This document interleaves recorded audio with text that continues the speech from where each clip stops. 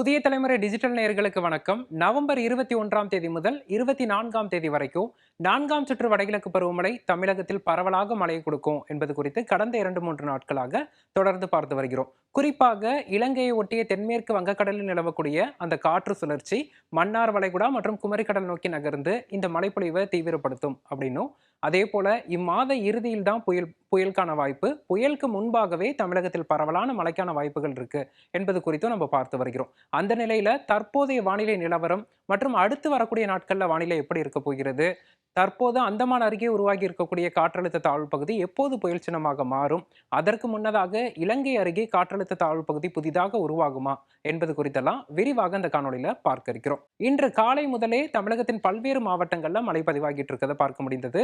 குறிப்பாக நமக்கு மத்திய மாவட்டங்கள், காவிரி டெல்டா மாவட்டங்கள், தென் மாவட்டங்கள் மற்றும் மேற்கு மாவட்டங்கள்ல விட்டு விட்டு மழை பதிவானதையும் பார்க்க முடியுது. தற்போதைய சூழல்ல பார்க்கிறோம், தமிழகத்தின் பல்வேறு இடங்கள்ல மழை மேகங்கள் காணப்பட்டு இருக்கு.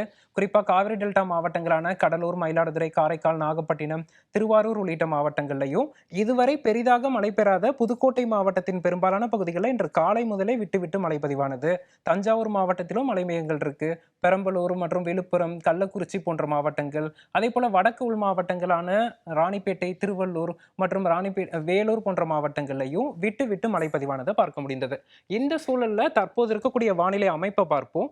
நமக்கு இலங்கை அருகே நீடித்த அந்த காற்று சுழற்சி தற்போது மன்னார் வளைகுடா நோக்கி நகர்ந்திருக்கு. இந்த காற்று சுழற்சி மன்னார் வளைகுடா நோக்கி நகர்ந்தாலும் இதனுடன் இணைந்த காற்றழுத்த தாழ்வு நிலை இதுவரைக்குமே நீடிக்குது. இதன் காரணமாக ஈரப்பதம் மிகுந்த கிழக்கு திசை காற்று தமிழகத்தின் உள்ளே ஊடுருவதை நம்ம பார்க்க முடியுது. தமிழகத்தை ஒட்டிய பகுதிகளில் அடர் மேக குவியல்கள் காணப்படுது.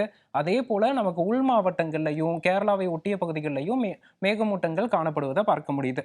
இந்த தாழ்வு நிலையும் இந்த காற்று சுழற்சி தற்போது குமரிக்கடல் மற்றும் அதனை ஒட்டிய மன்னார் வளைகுடாவில் நிலவினாலும் இந்த தாழ்வு நிலை நமக்கு இலங்கை வரைக்குமே நீடித்துட்டு இருக்கு. இந்த தாழ்வு நிலையின் காரணமா நமக்கு பார்த்தோம்னா அடுத்த 48 மணி நேரத்தில் இலங்கை மற்றும் அதனை ஒட்டிய மன்னார் வளைகுடா பகுதிகளில் புதிய தாழ்வு பகுதி, அதாவது லோ பிரஷர் ஏரியா ஃபார்ம் ஆவதற்கான வாய்ப்புகள் இருக்கு நவம்பர் 24ஆம் தேதிக்குள்ளாக. சரி, தற்போது உருவாகி இருக்கக்கூடிய தாழ்வு பகுதி எங்க இருக்கு அப்படின்னு பார்த்தோம்னா அந்தமானுக்கு கிழக்கே அந்த மலாக்கா தீவுகள் பகுதிகளில், மலாக்கா ஒட்டிய பகுதிகளில் தாழ்வு பகுதி உருவாகி இருக்கு. இந்த தாழ்வு பகுதி படிப்படியாக வலுவடைந்து தாழ்வு மண்டலமாக 24ஆம் தேதி மாறி நகரும் என இந்திய வானிலை மையம் எதிர்பார்க்கிறாங்க. இது தமிழகத்தை விட்டு அகன்று ரொம்ப தொலைவில் இருந்தாலும் இதை பத்தி நம்ம இப்ப கவலைப்பட தேவையில்ல.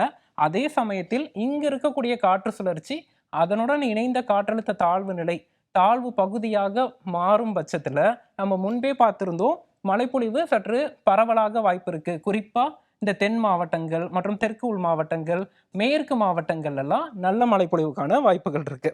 இதனை தொடர்ச்சியா பார்த்தோம்னா நமக்கு அடுத்த 48 மணி நேரத்துக்குள்ளாக தாழ்வு பகுதி உருவாகும் போது ஈரப்பதம் மிகுந்த கிழக்கு திசை காற்றின் ஊடுருவல் என்பது நமக்கு ஒட்டுமொத்தமா தமிழகத்தின் உள்ளே காணப்படும். குறிப்பாக காவிரி டெல்டா மாவட்டங்கள் மற்றும் தென் மாவட்டங்கள், தெற்கு உள் மாவட்டங்கள்ல நல்ல இந்த ஈரப்பதமான காற்று குவிதலை நம்ம பார்க்க முடியுது. அப்படி இருக்கும் பட்சத்துல அடுத்து வரக்கூடிய 3 நாட்கள் தமிழகத்தில் பரவலாக மழை தீவிரமடையும் அப்படின்னு எதிர்பார்க்கலாம். குறிப்பா எந்தெந்த மாவட்டங்கள்ல பகுதி வாரியா மழைப்பொழிவு இருக்கும் அப்படின்னு பார்த்துருவோம். தென் மாவட்டங்களான கன்னியாகுமரி, தூத்துக்குடி, திருநெல்வேலி மற்றும் ராமநாதபுரம், தென்காசி மாவட்டங்கள்ல பரவலா அநேக இடங்கள்ல கனமழையும் ஒரு சில இடங்கள்ல மிக கனமழைக்கும் வாய்ப்புகள் இருக்கு என்று தேதிகள் வாரியா பார்த்தோம்னா நவம்பர் 22, 23, 24 ஆகிய தேதிகள்ல. அதே போல தெற்கு உள் மாவட்டங்களான மதுரை, விருதுநகர், தேனி, தென்காசி, திண்டுக்கல் போன்ற மாவட்டங்கள் மற்றும் புதுக்கோட்டை, சிவகங்கை போன்ற மாவட்டங்கள்லையும் விட்டு விட்டு மழை பதிவாகும். அநேக இடங்கள்ல மிதமானது முதல் சற்றே கனமழையும் ஒரு சில இடங்கள்ல கனமழையும் இருக்கும். இதுவரைக்கும் பெரிதாக மழை பெறாத மேற்கு மாவட்டங்கள் நம்ம குறிப்பா பார்த்தோம்னா கோயம்புத்தூர், நீலகிரி, திருப்பூர், ஈரோடு, கரூர், நாமக்கல் மற்றும் அதனை ஒட்டியிருக்கக்கூடிய சேலம், தருமபுரி போன்ற மாவட்டங்கள்லையும் மாலை இரவு நேரங்கள்ல இடி மின்னலுடன் கூடிய மழைக்கான வாய்ப்புகள் இருக்கு. பகல் நேரத்துல தெளிவான வானத்துடன் வெயில் காணப்பட்டாலும் மாலை இரவு இடி மின்னலுடன் கூடிய மழையை எதிர்பார்க்கலாம்.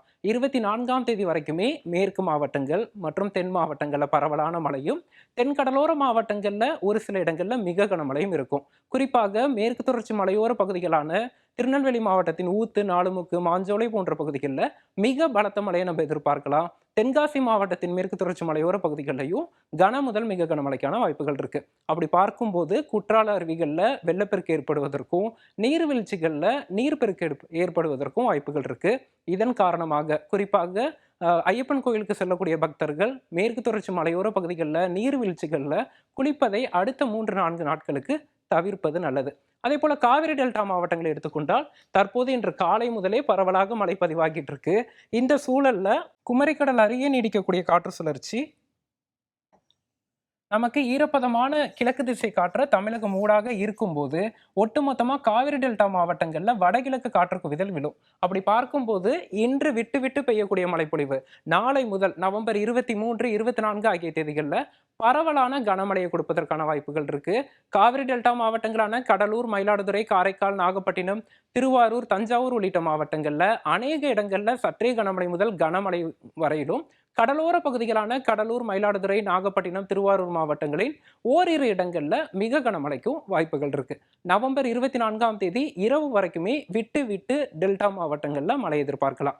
சரி, நமக்கு மற்ற மாவட்டங்களை பொறுத்தளவிற்கு மத்திய உள் மாவட்டங்களான திருச்சி, அரியலூர், பெரம்பலூர் மற்றும் அதனை ஒட்டி இருக்கக்கூடிய கள்ளக்குறிச்சி போன்ற மாவட்டங்கள்லையும் பிற்பகல் மாலை நேரத்துல இடி மின்னலுடன் கூடிய மழையை நம்ம எதிர்பார்க்கலாம். வட மாவட்டங்களை பொறுத்த மட்டில் சென்னை மற்றும் புறநகர் மாவட்டங்களான சென்னை, திருவள்ளூர், காஞ்சிபுரம், செங்கல்பட்டு போன்ற மாவட்டங்கள்ல அதிகாலை பகல் நேரத்துல நமக்கு தெளிவான வானத்துடன் வெயில் காணப்பட்டாலும் திடீரென மேகம் கருத்து 10 முதல் 20 நிமிடங்கள் மழைப்பொழிவு கொடுக்கும், மீண்டும் வெயில் இருக்கும். இது போன்ற ஒரு வானிலை தான் நிகழ போகுது. ஏன்னா காற்று சுழற்சி பார்க்குறோம், நமக்கு குமரிக்கடல் கிட்ட இருக்கு.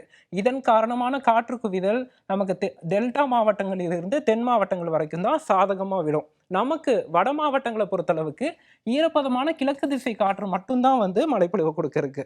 அதன் காரணமா சென்னை மற்றும் புறநகர் மாவட்டங்களை பொறுத்தளவிற்கு விட்டு விட்டு தான் மழை எதிர்பார்க்கப்படுது.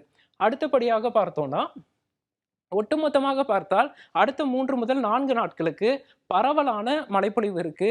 புயல் இம்மாத இறுதியில் தான் உருவாக இருக்கு. அதற்கு முன்னதாகவே நமக்கு குமரிக்கடல் பகுதிகளில் தாழ்வு பகுதி உருவாகும் அப்படிங்கிற ஒரு வாய்ப்பு இருப்பதன் காரணமா மேலும் பரவலான மழைப்பொழிவு தமிழகத்தில் எதிர்பார்க்கப்படுது. குறிப்பாக தென் மாவட்டங்கள், மேற்கு மாவட்டங்கள், காவிரி டெல்டா மாவட்டங்கள்ல நவம்பர் 24ஆம் தேதி இரவு வரைக்கும் நல்ல மழைப்பொழிவு எதிர்பார்க்கலாம். இந்த தாழ்வு பகுதி தீவிர காற்றழுத்த தாழ்வு பகுதியா மாறும் பட்சத்துல இந்த மழைப்பொழிவின் தீவிரமும் அதிகரிக்கும். அது குறித்து அடுத்தடுத்த நாட்கள்ல நம்ம தொடர்ந்து பார்ப்போம். இது நமக்கு முதல்ல இலங்கை கிட்ட இருக்கக்கூடிய தாழ்வு பகுதி வலுப்பெறுதா அல்லது அந்தமான் கிட்ட இருக்கக்கூடிய தாழ்வு பகுதி வலுப்பெறுதா, எது முதல்ல நமக்கு பரவலான மழைப்பொழிவு கொடுக்குது என்பது குறித்தெல்லாம் நம்ம தொடர்ச்சியாக பார்க்க இருக்கிறோம். தொடர்ந்து இணைந்திருங்கள். புதிய தலைமுறை டிஜிட்டலுடன் உடனுக்குடன் வானிலை தகவல்களை நீங்க பெறலாம்.